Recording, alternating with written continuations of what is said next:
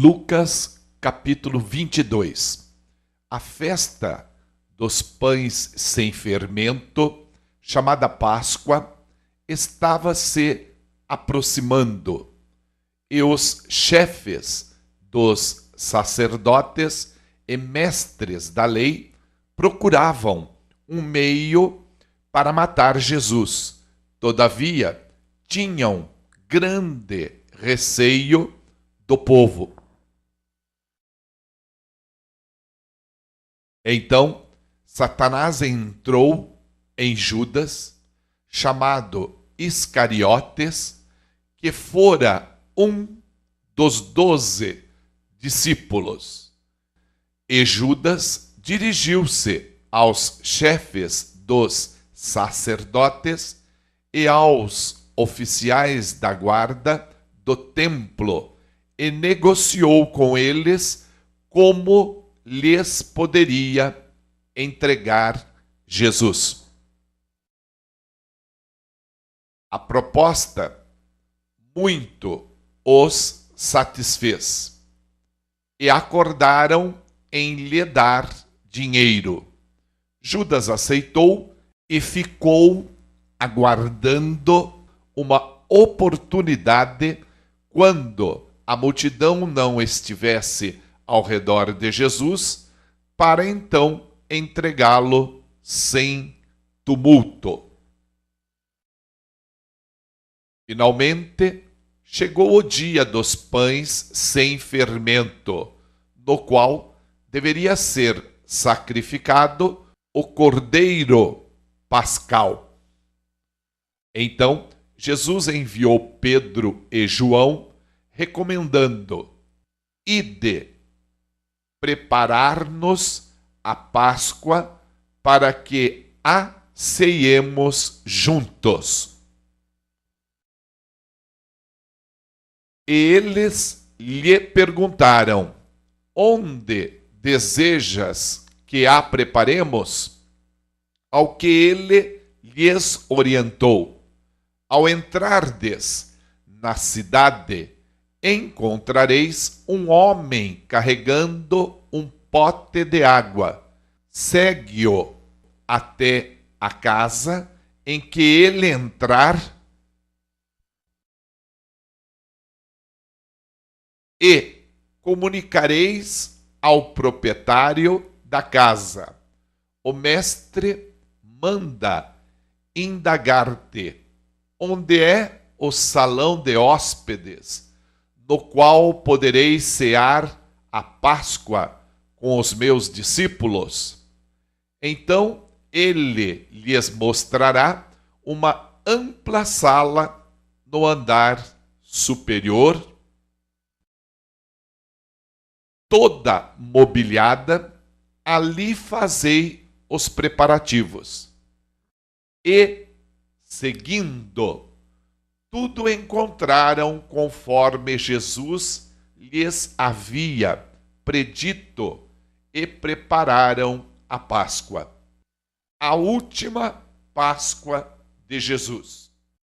Quando chegou o momento, Jesus e os seus discípulos se reclinaram à mesa. Então ele lhes revelou: tenho desejado ansiosamente comer convosco esta Páscoa, antes da hora do meu sofrimento. Pois vos afirmo que não a comerei novamente até que ela se cumpra no reino de Deus. E, havendo pegado um cálice, ele deu graças e ordenou: tomai do cálice e partilhai entre vós, pois vos declaro que, de agora em diante, não mais beberei do fruto da videira, até que venha o reino de Deus. E, tomando um pão, havendo dado graças, o partiu e o serviu aos discípulos, recomendando: isto é o meu corpo oferecido em favor de vós. Fazei isto em memória de mim. Da mesma maneira, depois de cear, pegou o cálice, explicando: este cálice significa nova aliança no meu sangue, derramado em vosso benefício. Eis, contudo, que a mão daquele que vai me trair está com a minha sobre a mesa. O Filho do Homem certamente vai, conforme o que está prescrito.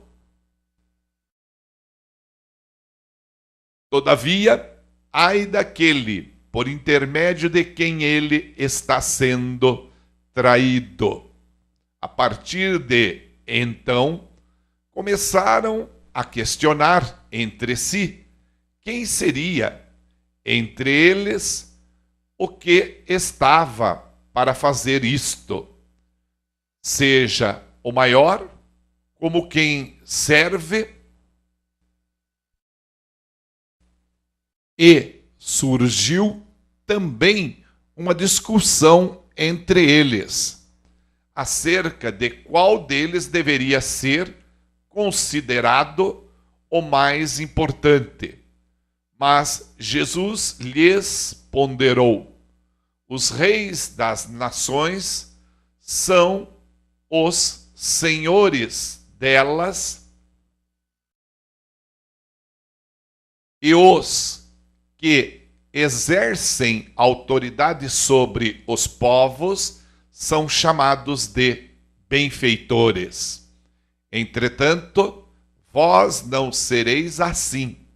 Ao contrário, o maior entre vós seja como o mais jovem, e aquele que governa como o que serve. Porquanto, quem é o maior? O que está reclinado à mesa ou o que serve? Porventura, não é o que está reclinado à mesa? Contudo, entre vós, eu sou como aquele que serve. Vós sois os que tendes permanecido ao meu lado durante as minhas tribulações.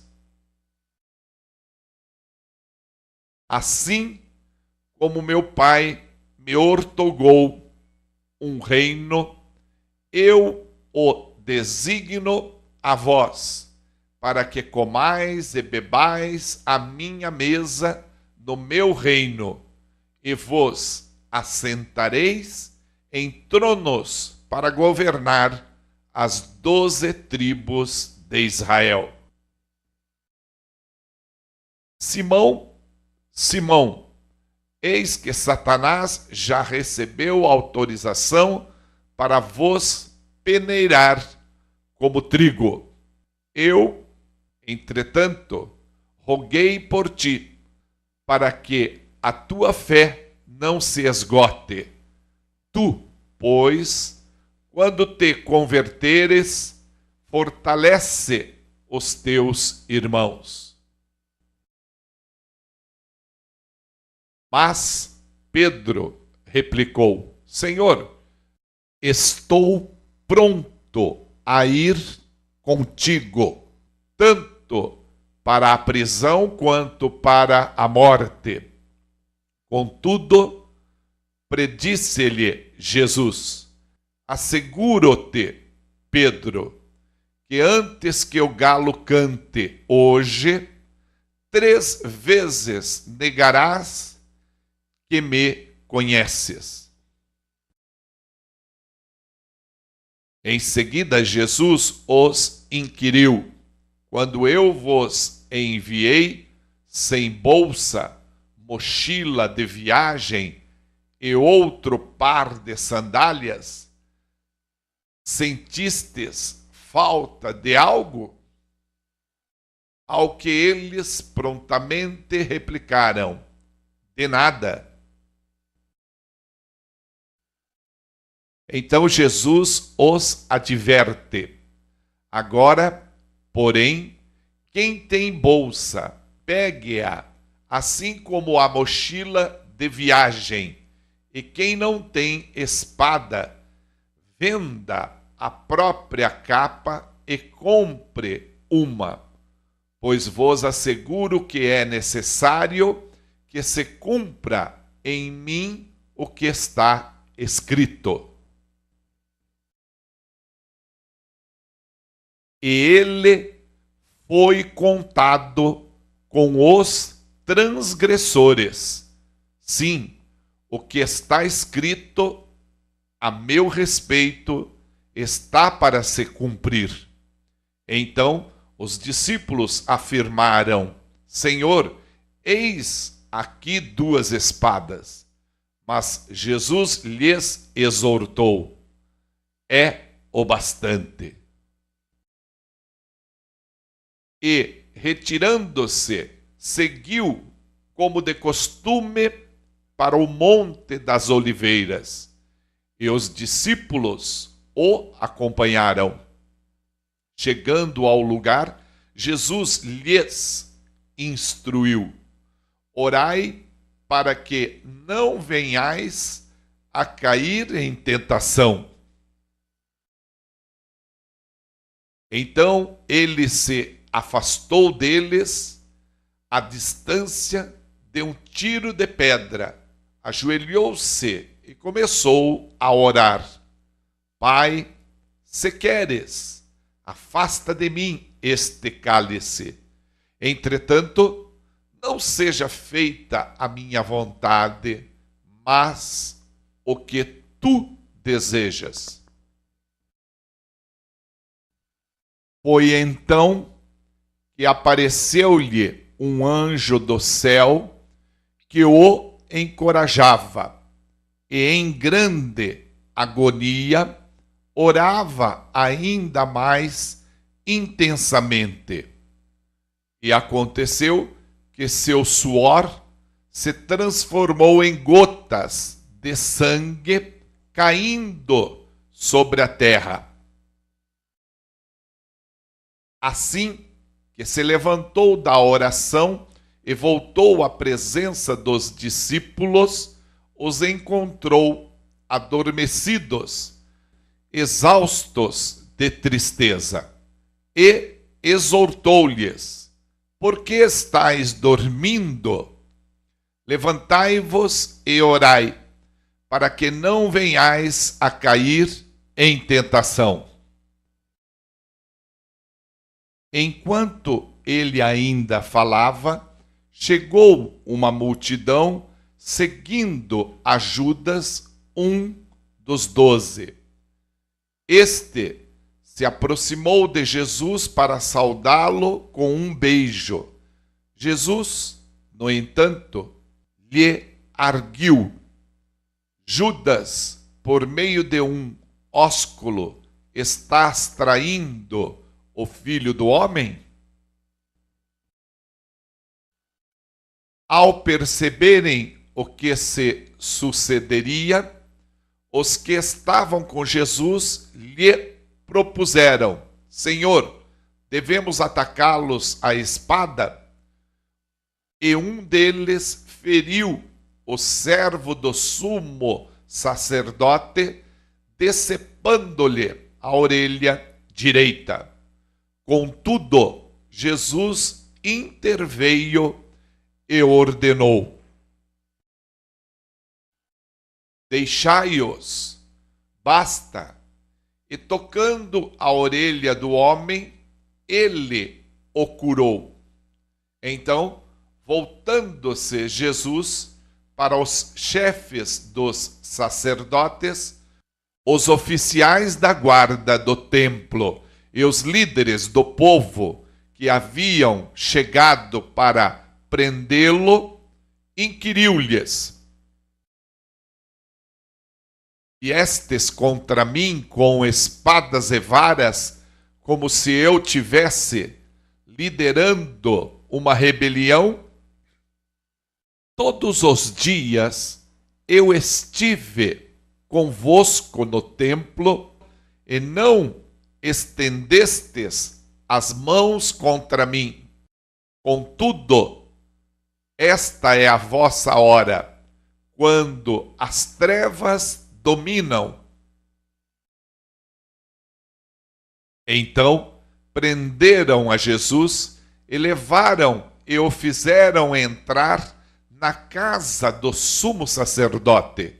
Pedro, entretanto, os seguia à distância. Mas, quando acenderam um fogo no meio do pátio e se sentaram ao redor dele, Pedro assentou-se com eles. Uma criada ouviu sentado ali à luz do fogo e, olhando fixamente em seu rosto, o acusou. Este homem também estava com ele. Contudo, Pedro negou, assegurando-lhe: mulher, não o conheço. Pouco depois, um homem também ouviu e afirmou: tu também és um deles. Mas Pedro o contradisse: homem, eu não sou. Então, havendo passado cerca de 1 hora, outro homem o identificou. Com toda a certeza, também este homem estava com ele, porquanto também é galileu. Ao que Pedro exclamou: homem, não sei do que estás falando.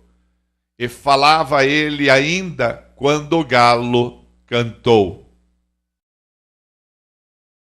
E aconteceu que o Senhor, voltando-se para Pedro, o olhou diretamente nos olhos. Então Pedro se lembrou da palavra que o Senhor lhe havia predito: antes que o galo cante hoje, tu me negarás 3 vezes. Então Pedro, retirando-se dali, chorou amargamente. Jesus é humilhado e torturado. Os homens que haviam detido a Jesus começaram a zombar dele e a espancá-lo. Vendaram seus olhos e escarneciam. Profetiza-nos, quem é que te esbofeteou? E lhe dirigiam muitas outras palavras infames, blasfemando. Logo que o dia clareou, reuniu-se todo o sinédrio, tanto os chefes dos sacerdotes quanto os mestres da lei. E Jesus foi conduzido à presença dos maiores líderes do povo, onde o interrogaram: se tu és o Cristo, declara-o a nós. Então Jesus lhes respondeu: se vô-lo disser, não acreditareis em mim. Assim como, se eu vos questionar, tampouco me atendereis. No entanto, a partir de agora, o Filho do Homem estará assentado à direita do poder soberano de Deus. Ao que todos lhe inquiriram: ora, então tu és o Filho de Deus? Então Jesus lhes afirmou: vós dizeis que eu sou. Diante disso, exclamaram todos. Por que precisamos de mais testemunhas? Posto que acabamos de ouvir a confissão da sua própria boca.